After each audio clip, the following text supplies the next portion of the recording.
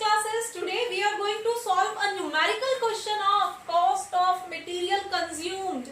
Last class में हमने cost of goods consumed का theoretically हमने पढ़ा था, क्या होता है, कैसे एंट्रीज होती है, कितना amount income and expenditure account में आता है, कितना अमाउंट हम बैलेंस शीट में लिखते हैं। ये सारी चीजें हमने लास्ट क्लास के अंदर कवर की थी। अगर आपने नहीं देखी है तो एक बार देख लेना, आपके लिए हेल्पफुल होगा। ठीक है, आज उसी कॉस्ट ऑफ गुड्स कंज्यूम्ड को हम न्यूमेरिकली सॉल्व करने जा रहे हैं और आपकी बुक के अंदर ये क्वेश्चन नंबर 21 है, जिसमें फाइनेंशियल ईयर 2019-20 के लिए हमें cost of stationery consumed during the year calculate करना है। ये कैलकुलेट करना है कि इनकम एंड एक्सपेंडिचर अकाउंट में हम स्टेशनरी का कितना अमाउंट लिखेंगे, जबकि हमारे पास स्टेशनरी की इतनी सारी डिटेल्स दी गई हैं। 1 अप्रैल को हमारे पास स्टॉक कितना था, क्रेडिटर्स कितना था, देन हमारी 31 मार्च को स्टॉक कितना बचा हुआ है, क्रेडिटर्स स्टिल कितने हैं। ठीक है, और ड्यूरिंग द ईयर हमने कुछ एडवांस मिला वगैरह वगैरह, इतनी सारी डिटेल्स हमें क्वेश्चन के अंदर दी गई है। तो उसको हम कैसे सॉल्व करेंगे, उसको हम एक अकाउंट की फॉर्म में यहाँ पे सॉल्व करेंगे। ठीक है, लाइक हमें क्वेश्चन में दिया है 1 अप्रैल 2019 को हमारा जो ओपनिंग स्टॉक है दैट वाज 30,000। अब ओपनिंग स्टॉक है और स्टॉक क्या है हमारे लिए एसेट है ना। अब एनपीओ के लिए जो स्टॉक होगा वो एसेट की तरह काम करता है। तो अब एसेट है, ओपनिंग स्टॉक है, तो डेबिट साइड रिकॉर्ड करेंगे। तो हमारे पास 1 अप्रैल को आप यहाँ पे डेट भी डाल लेना। ठीक है, देन ओपनिंग स्टॉक आपके पास कितना हो जाता है, दैट इज 30,000 रुपीज का ओपनिंग स्टॉक अवेलेबल है। क्लियर। अब यहाँ पे नेक्स्ट है 1 अप्रैल को ही क्रेडिटर्स भी हैं। क्रेडिटर्स मतलब आपने स्टेशनरी परचेज की होगी और उसकी अभी तक पेमेंट नहीं हुई है। जब ये फाइनेंशियल ईयर स्टार्ट हुआ है 1920, तो उस टाइम पे ऑलरेडी आपके पास 20,000 के क्रेडिटर्स अवेलेबल है। मतलब पिछले ईयर में आपने 20,000 की गुड्स खरीदी थी और आपने अभी तक पेमेंट नहीं किया है। अब क्रेडिटर्स हैं। इस साल के लिए आपके लिए क्या हो गया, ओपनिंग लाइबिलिटी ना, लाइबिलिटी है। और ओपनिंग लाइबिलिटी आप कहां से ओपन करोगे, लाइबिलिटी है तो क्रेडिट से होगी ना। तो आपके लिए यहाँ पे क्या हो जाएगा, ओपनिंग क्रेडिटर्स फॉर स्टेशनरी। ठीक है, अब कितने हो गए आपके 20,000 के ओपनिंग के टाइम पे आपके पास क्रेडिटर्स थे। दूसरी तरह से आप ये भी समझ सकते हो, इस तरफ तो हम वो सामान लिखेंगे जो इस साल में यूज होना है। ठीक है, और इस तरफ हम वो सामान लिखेंगे या वो अमाउंट लिखेंगे जो या तो पिछले साल का है या आगे आने वाले साल के लिए है। ठीक है, तो ये जो है अमाउंट, इस साइड हम वो अमाउंट रखेंगे जो इस साल में यूज नहीं होना है। क्लियर। तो इस साइड में मेनली हम वो लिखेंगे जो हमारा इस टाइम आना है, इस फाइनेंशियल ईयर के अंदर यूज होना है। क्लियर। अब next, advance paid for stationery carried forward for year ended 31 March 2019। बहुत सिंपल है और लैंग्वेज किस तरह से ट्विस्ट करके दे दी है कि ये आपकी स्टेशनरी है, उस स्टेशनरी के लिए पे किया है जो आपकी लास्ट ईयर से कैरी फॉरवर्ड किया गया है। मतलब पिछले साल का स्टॉक था, इस साल के लिए कैरी फॉरवर्ड किया गया है।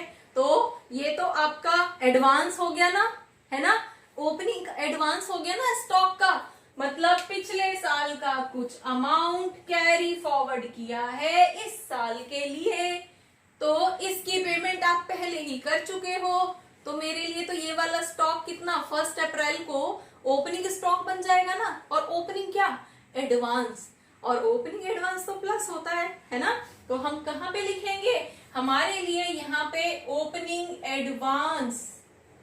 ठीक है, अब ओपनिंग एडवांस है तो इसी साल में यूज होगा ना, नेक्स्ट ईयर में थोड़ी यूज होगा। क्लियर। कितने का है, 2,000 रुपीज का है। समझ आया। ये लैंग्वेज थोड़ी सी ट्विस्टेड है। आपको ये बोला गया, सीधे ये ना बोल के कि ये ओपनिंग एडवांस है, आपको ये बोला गया है कि पिछले साल का कुछ अमाउंट 2,000 रुपए की स्टेशनरी कैरी फॉरवर्ड की गई है इस साल में, तो हमारे लिए ओपनिंग एडवांस हो गया। Clear. Next, amount paid during the year. अब इस साल में भी आपने 1,08,000 रुपीज पे किए हैं। तो वो तो आपका इसी साल के लिए पे कर रहे हो ना, ठीक है। अब उसमें कुछ कुछ इंक्लूडेड है, उसको हम यहां से हटा देंगे। तो जैसे हम ट्रेडिंग अकाउंट बनाते हैं, ओपनिंग स्टॉक, परचेज, सारी किस साइड, इसी साइड में नोट करते हैं ना, सेम वैसे ही हम यहाँ पे काइंड ऑफ परचेज, जो आपने इस साल में परचेज किया है, तो आपके पास यहाँ पे क्या हो जाएगा, परचेज या फिर पेड। आपने paid for stationery during the year, आपने कितना पे किया है, 1,08,000 रुपीज आपने यहाँ पे किया है। क्लियर। नेक्स्ट इज 31 मार्च को क्लोजिंग स्टॉक अवेलेबल है। ओपनिंग इधर आया था तो क्लोजिंग स्टॉक इधर आएगा। क्लियर। तो हमारे पास यहाँ पे क्या आ जाएगा, क्लोजिंग स्टॉक। अब बाय क्लोजिंग स्टॉक आपके पास यहाँ पे कितना रहेगा, 5,000 रुपीज का यहाँ पे क्लोजिंग स्टॉक है। एक और चीज, यहाँ पे सारे आइटम्स में आप 2 लगाओगे और इस तरफ सारे आइटम्स में आप बाय लगाओगे। मैंने नहीं लगाया है, ठीक है, आपको लगाना है, आप नहीं छोड़ सकते हो, आपको एग्जाम देना है, ठीक है। नेक्स्ट 31 मार्च को क्लोजिंग क्रेडिटर्स हैं। अब क्लोजिंग क्रेडिटर्स हैं तो ये वाले, जब ओपनिंग क्रेडिटर्स हमने इस साइड लिखे थे, लाइबिलिटी थी, तो क्लोजिंग क्रेडिटर्स इस साइड आएंगे, ठीक है। तो हमारे पास यहाँ पे क्या आ जाएगा, क्लोजिंग क्रेडिटर्स। अब कितने के हैं, 13,000 के हमारे क्लोजिंग के टाइम पे क्रेडिटर्स हैं। अगेन ये वो सामान है जो हमने कंज्यूम तो कर लिया है, अभी तक पेमेंट नहीं हुई है, तो कंज्यूम कर लिया मतलब इसी साल का पार्ट है ना, तो इस साइड लिखेंगे। नेक्स्ट, एडवांस पेड ऑन 31 मार्च 2020, मतलब ये फाइनेंशियल ईयर क्लोज हो रहा है, उसमें हमने एडवांस पेमेंट की है। अब ये एडवांस पेमेंट की है तो नेक्स्ट ईयर के लिए की होगी ना, तो ये तो इस साल का पार्ट नहीं है, तो इस साइड डाल दो, ठीक है। तो हमारे पास यहाँ पे क्या हो जाएगा, क्लोजिंग एडवांस, ठीक है। और क्लोजिंग एडवांस हम कितना पे कर रहे हैं, 3,000 रुपीज का हम क्लोजिंग एडवांस पे कर रहे हैं। क्लियर। बस यही हमारी डिटेल थी। अब हम यहाँ पे कैलकुलेट करके निकाल लेंगे कि फाइनली हमें कितना अमाउंट जो है इनकम एक्सपेंडिचर में ट्रांसफर करना है, कितने रुपए की स्टेशनरी हमने इस फाइनेंशियल ईयर में कंज्यूम की है। देन हमारा इस साइड का टोटल हमें ज्यादा नजर आ रहा है, कितना है, टोटल इज 1,53,000, ठीक है।